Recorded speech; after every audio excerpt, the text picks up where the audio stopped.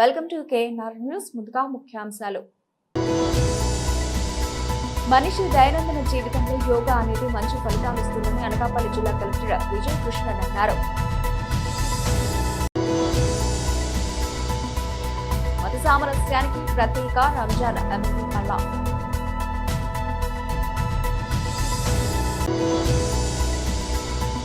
విశాఖ జిల్లా గాజువాకలోని SBT conference హాల్లో ఏర్పాటు చేసిన విలేకరుల సమావేశం. మనిషి దైనందిన జీవితంలో యోగా అనేది మంచి ఫలితాలు ఇస్తుందని అనకాపల్లి జిల్లా కలెక్టర్ విజయ్ కృష్ణన్ అన్నారు. అనకాపల్లి జిల్లా బొజ్జన్నకొండ వద్ద యోగా లైఫ్ వారి ఆధ్వర్యంలో చెన్కే సైకిల్ యాత్రలో అనకాపల్లి జిల్లా కలెక్టర్ విజయ్ కృష్ణ, అల్లూరు సీతారామరాజు జిల్లా కలెక్టర్ దినేష్ కుమార్లు పాల్గొన్నారు. అనకాపల్లి బొజ్జన్నకొండ నుంచి Thummapala, Nehru Chowk, ring road junction మీదుగా ఈ సైకిల్ యాత్రలో అల్లూరి, అనకాపల్లి జిల్లాల కలెక్టర్లు విజయ్ కృష్ణ, దినేష్ కుమార్లు పాల్గొన్నారు. అనంతరం ప్రాచీన బొజ్జన్నకొండ ప్రాంగణాన్ని కలెక్టర్ విజయ్ కృష్ణన్ పరిశీలించారు. ఈ సందర్భంగా యోగా లైఫ్ కన్వీనర్ కరణం బాబురావు ఆధ్వర్యంలో సూర్య నమస్కారాలు చేశారు. అందరితో ఈ సందర్భంగా అల్లూరి, అనకాపల్లి జిల్లాల కలెక్టర్లు దినేష్ కుమార్, విజయ్ కృష్ణన్లు మాట్లాడుతూ మనిషి దైనందిన జీవితంలో యోగా అనేది ఒక ప్రక్రియగా నిరంతరం కొనసాగాలి అన్నారు. యోగా మనిషి జీవితాన్ని మార్చే ఒక అద్భుతమైన అవకాశం అని, నేను యోగాని ప్రతి ఒక్కరి జీవితంలో అలవాటు చేసుకోవాలని అన్నారు.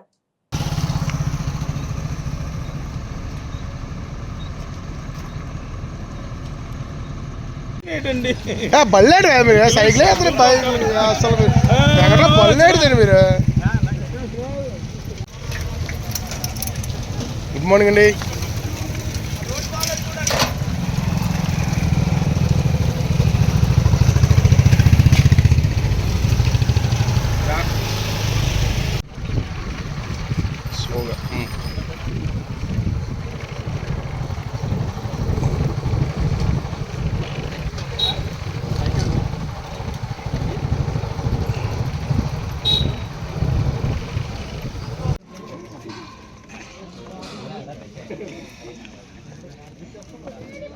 మేడం గారు జస్ట్ లుక్ మేడం.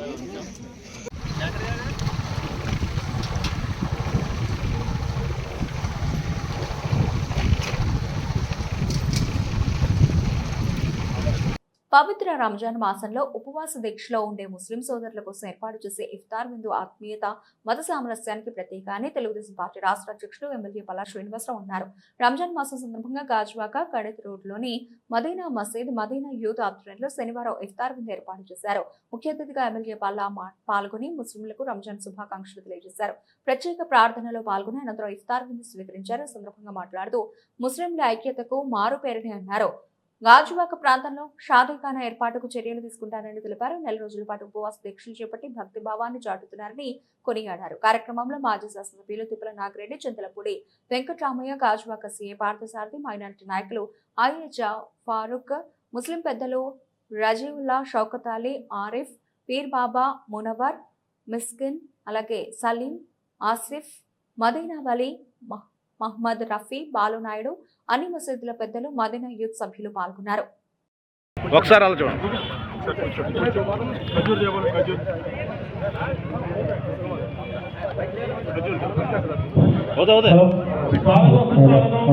మన గాజువాక నియోజకవర్గ ఎమ్మెల్యే గారికి మదీనా యూత్, మదీనా మసీద్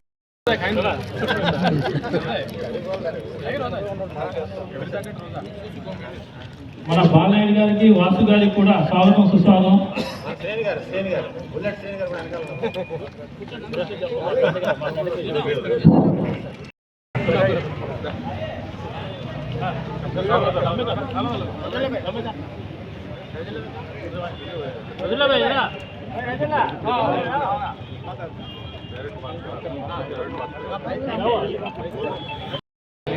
ఎందుకంటే ఇప్పుడు ఈ అవకాశం ఉంది కాబట్టి మేము మాట్లాడాలి.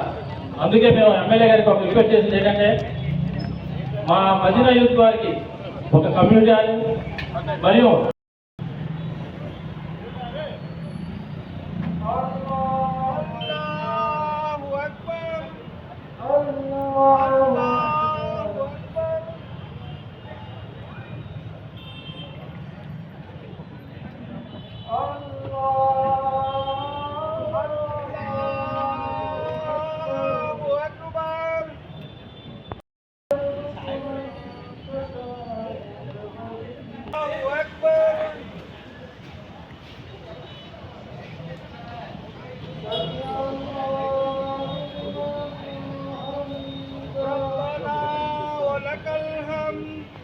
మాతో భార్యని కలిసి ఉంటారని ఈ సోదర భావాన్ని చాటుతారని రాబోయే కాలంలో కూడా మతాలకి కులాలకి అతీతంగా అందరూ నాయకులకి అలాగే ఇక్కడ ఉన్నటువంటి ప్రతి ఒక్కరికి కూడా మన ఈ రంజాన్ శుభాకాంక్షలు తెలియజేసుకుంటూ అలాగే ఈ యొక్క రంజాన్ శుభాకాంక్షలు మనందరం కూడా ఏకతాటిగా ఉండాలని बड़े तादाद में पूरा रोड ब्लॉक करके गाजवाका में इतना शानदार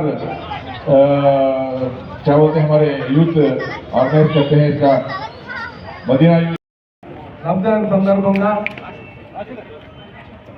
మన మదీనా యూత్ ఆధ్వర్యంలో జరుగుతున్నటువంటి ఈ ఇఫ్తార్ విందుకి మరి ఇచ్చేసినటువంటి పెద్దలు నాగిరెడ్డి గారికి మరో పెద్దలు చేస్తున్నటువంటి మీ పూజలు ఖచ్చితంగా ఈ ప్రాంతం అంతా కూడా సుభిక్షంగా ఉండాలి. మన పిల్ల పాపలు అందరూ కూడా మంచిగా స్థిరపడాలి. మత సామరస్యానికి క్షేమంగా మన ప్రాంతం ఉండాలని చెప్పేసి ఆ భగవంతుడిని వేడుకుంటూ ఖచ్చితంగా మనం ఏదైతే ఇక్కడ షాజీఖానా మనం ఆశిస్తున్నామో గతంలో మేము ఫైల్ మూవ్ చేసాం. అక్కడ 86వ సర్వే నెంబర్లో ఖచ్చితంగా అక్కడ షాజీఖానా ఏర్పాటు చేస్తామని చెప్పేసి ఈ సందర్భంగా మీకు మాటిస్తున్నాం.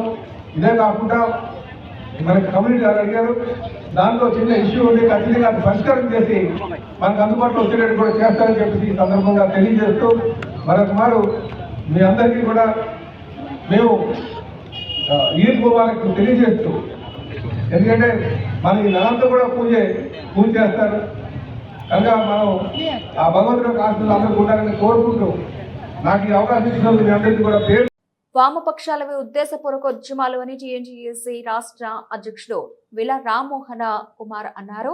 విశాఖ జిల్లా గాజువాకలోని ఎస్బీటీ కాన్ఫరెన్స్ హాల్లో ఏర్పాటు చేసిన విలేకరుల సమావేశంలో మాట్లాడుతూ పోరాటాల పేరుతో రాజకీయ లబ్ధి పొందాలని కూడా విచారకరమని పేర్కొన్నారు.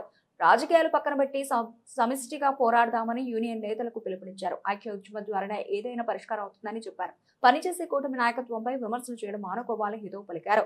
గతంలో అధికారంలో ఉన్న వైసీపీ ఉక్కు కోసం ఏం చేసిందో చెప్పగలరా అని ప్రశ్నించారు. అలాగే విశాఖ ఉక్కును కాపాడుకోవడమే లక్ష్యంగా ఎంపీ భారత్, ఎమ్మెల్యే పల్లా పనిచేస్తున్నారని తెలిపారు. కార్యక్రమంలో నేతలు బల్లిరెడ్డి సత్యనారాయణ, సింహాద్రి, పల్లా పెంటారావు, ఉగ్రం తదితరులు పాల్గొన్నారు. దీనికి అనేక ఆర్థిక ప్రయోజనాలే కాకుండా ప్లాంట్ని పరిరక్షించడంలో అనేక కీలకమైనటువంటి అంశాలను సాధించాం. ఇవాళ సుమారు 15,000 కోట్లు స్టీల్ ప్లాంట్కి ప్రత్యక్షంగానే పరోక్షంగా కూడా సహకరించిన సందర్భంలో పల్లా శ్రీనివాసరావు గారు ప్రప్రదంగా ఈ ఉద్యమానికి నాంది పలికారు. తర్వాత గంటా శ్రీనివాసరావు గారు ఉత్తర నియోజకవర్గం నుంచి శాసనసభ్యుడిగా రాజీనామా చేశారు. రాష్ట్రంలో ఉన్న తెలుగుదేశం పార్టీ నాయకత్వం అంతా కూడా తెలుగుదేశం పార్టీ తన శ్రేణులందరూ కూడా ఈ పోరాటానికి మద్దతు తెలియజేశారు. మరి ఈ క్రమంలో కేంద్ర మంత్రి కుమారస్వామి గారు కానీ, శ్రీనివాస్ వర్మ గారు కానీ వీళ్ళందరూ వచ్చి దీన్ని పూర్తి స్థాయిలో నడిపిస్తాం. నరేంద్ర మోడీ గారు కూడా ఎక్స్లో కూడా కామెంట్ చేశారు. భావోద్వేగాలకు ఈ స్టీల్ ప్లాంట్ని కాపాడుతామని కూడా చెప్పిన సంఘటనలు ఉన్నాయి. మేము కూడా పోరాట కమిటీలో మీ వేదిక మీద ఉన్న అందరూ కూడా ఉన్నాం. ఈవేళ పోరాట కమిటీగా మేమేం మాట్లాడడం, కానీ ఎంత కూటమి ప్రభుత్వం ఎంత చేసినా ఈ ప్లాంట్ను రక్షిస్తామని చెప్పినా దీని శైలిలో విలీనం చేస్తామని చెప్పినా కూడా లేనిపోని డిమాండ్లు పెట్టి నిర్వాసితుల్ని, కార్మికుల్ని మభ్యపెట్టే ప్రయత్నం చేస్తున్నారు. ముఖ్యంగా వామపక్ష కార్మిక సంఘాలు మీరు చేయలేరు, మేము చేస్తే వారు లేరు. ఇది ఎంతవరకు కరెక్ట్ అనేది సార్ ఆలోచించాలి. వేళ ఈ పోరాట కమిటీ కానీ అఖిలపక్షం కానీ రోజుకు ఒక నాయకుడు రావడం, మా నాయకులను తిట్టడం, పల్లా శ్రీనివాసరావు గారు ఏం చేశారో, భరత్ గారు ఏం చేశారో మీ అందరికీ తెలిసిన విషయాలు చేసినప్పటికీ కూడా ఇంకా ప్రొలాంగ్ చేయాల్సి వస్తున్నారు. ఒకసారి ఏం చెప్పారు, కుమారస్వామి గారు వచ్చినప్పుడు ఆయన చెప్పిన ప్రకటన తర్వాత కూర్చుని రివ్యూ చేద్దాం, ఇది కొనసాగించాలా ఆపాలనేది. మేమైతే ఆపమని చెప్పలే, తాత్కాలికంగా మనం ఆపి ఇంకా ప్రయోజనాలు రాబట్టుకుందాం చెప్పినప్పటికీ కూడా నిన్న రాఘవల్ గారు వచ్చి ఆయన మాట్లాడతారు, మన గంగారాం గారు, ముఖ్యంగా సిపిఎం పాత్ర చాలా దారుణం. మేము ఎందుకు బాధపడుతున్నాం అంటే ఇంత చేసినటువంటి పల్లా శ్రీనివాసరావు గారు, భరత్ గారు కూడా విశాఖపట్నానికి స్టీల్ ప్లాంట్కి ఇన్ని ప్రయోజనాలు చేకూర్చినా కూడా రాజకీయ దురుద్దేశంతో మీరు విమర్శించడం అనేది కరెక్ట్ అయిన విధానం కాదు. మీరంటే గౌరవిస్తాం, రాఘవల్ గారు మీరు చాలా పెద్ద నాయకులు. చంద్రబాబు నాయుడు గారిని మాట్లాడే అర్హత మీకు ఎక్కడ ఉందండి? గతంలో మేమే కాపాడాం కదా 1999, 2000లో. అప్పుడు ఎన్డీఏ ఉంది, ఇప్పుడు ఎన్డీఏ ఉంది కదా. ఈవేళ మీరు ప్రెస్ మీట్ పెట్టడానికి ఏదో మా ప్రయోజనాల గురించి కాదు, చేసే ప్రభుత్వాన్ని, కృషి చేసే నాయకుల్ని మీరు ఈదుపాలు చేసి అప్రదిష్పాలు చేయడం అనేది కరెక్ట్ కాదు. పల్లా శ్రీనివాసరావు గారు కూడా నిన్న మీటింగ్లో కూడా చెప్పాడు, ఆయన ఎంతో బాధపడతా ఉన్నాడు. ఎంత చేసినా కూడా కనీసం మాతో సంప్రదించుకుని ఇష్టం వచ్చినటువంటి కార్యక్రమాల్లో మమ్మల్ని విమర్శిస్తూ ఉన్నారని. ఛాలెంజ్ చేస్తున్నాం, ఈ స్టీల్ ప్లాంట్ రక్షించేది కూటమే, తెలుగుదేశం, జనసేన, బీజేపీ నాయకత్వమే కాపాడుతుంది. వైసీపీ అనేది ఫెయిల్ అయింది, దాని గురించి మనం మాట్లాడడానికి అవకాశం లేదు. కానీ ఎందుకు వామపక్షాలు ఎంతో దారుణమైనటువంటి విషయం కప్పుతున్నారు అనేది మా బాధ. తక్షణమే చెప్తా ఉన్నాం, పోరాట కమిటీగా మేము ఉన్నాం, మేము కూడా అనేక సలహాలు ఇచ్చి మేము కూడా నిర్విరామంగా పనిచేసాం. టీఎన్టీసీగా వామపక్షాలకి ఇతర పక్షాలు కూడా సంఘీభావంగా కూడా ఢిల్లీ నుంచి గల్లీ వరకు కూడా సమైక్యం చేసాం, మమేకం చేసాం. ఈవేళ మమ్మల్ని సైతం, పార్టీని సైతం తోలనాటం అనేది కరెక్ట్ కాదు. తక్షణమే మీ వ్యక్తిగత దోషణలు, రాజకీయ ప్రయోజనాల గురించి చేసే ప్రకటనలు, ఉద్దేశపూర్వకంగా చేసే పోరాటాలు ఆపి ఐక్య పోరాటం చేద్దామంటే మేము చేస్తామని అంటున్నాం. మేము వద్దనట్లేదు, అధికారంలో ఉన్నాగా మేము చేయమని ఎప్పుడు అనలేదే. కానీ మమ్మల్ని పొగట్టినట్టు మమ్మల్ని పక్క పెట్టేసి ఏదో వాళ్ళు పబ్బం కట్టుకోవాలనుకుంటున్నారు. కూటమి లేనిదే స్టీల్ ప్లాంట్ రక్షింపబడదు. పల్లా శ్రీనివాసరావు గారు మన మీటింగ్లో చెప్పారు.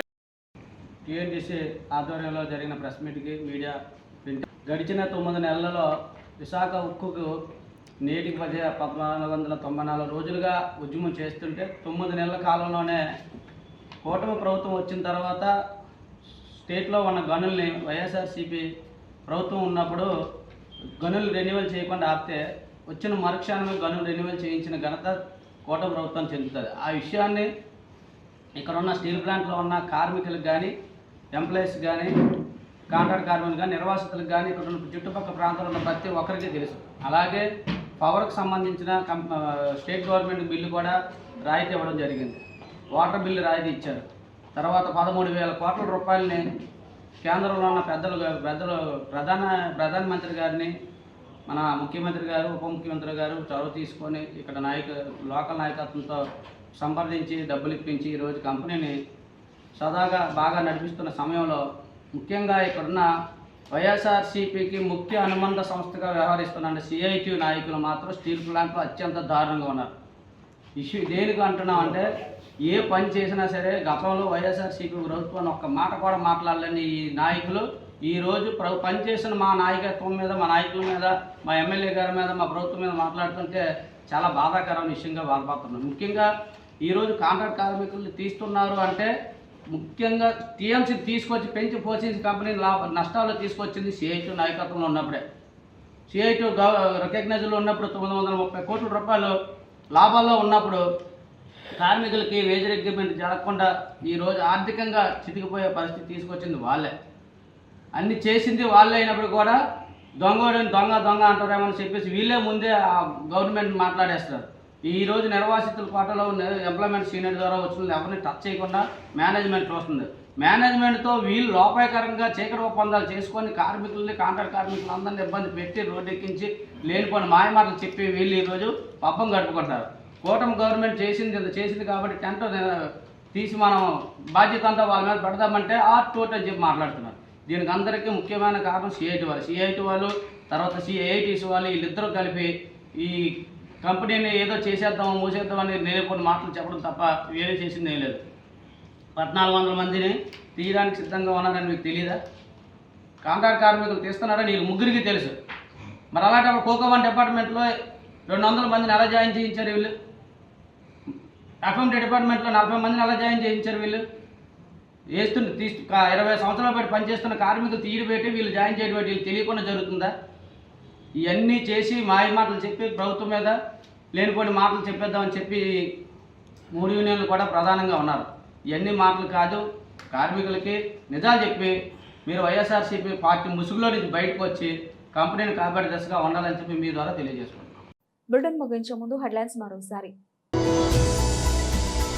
మనిషి దైనందిన జీవితంలో యోగా అనేది మంచి ఫలితాలు ఇస్తుందని అనకాపల్లి జిల్లా కలెక్టర్ విజయ్ కృష్ణన్ అన్నారు. మత సామరస్యానికి ప్రతీక రంజాన్ ఎమ్మెల్యే పల్లా.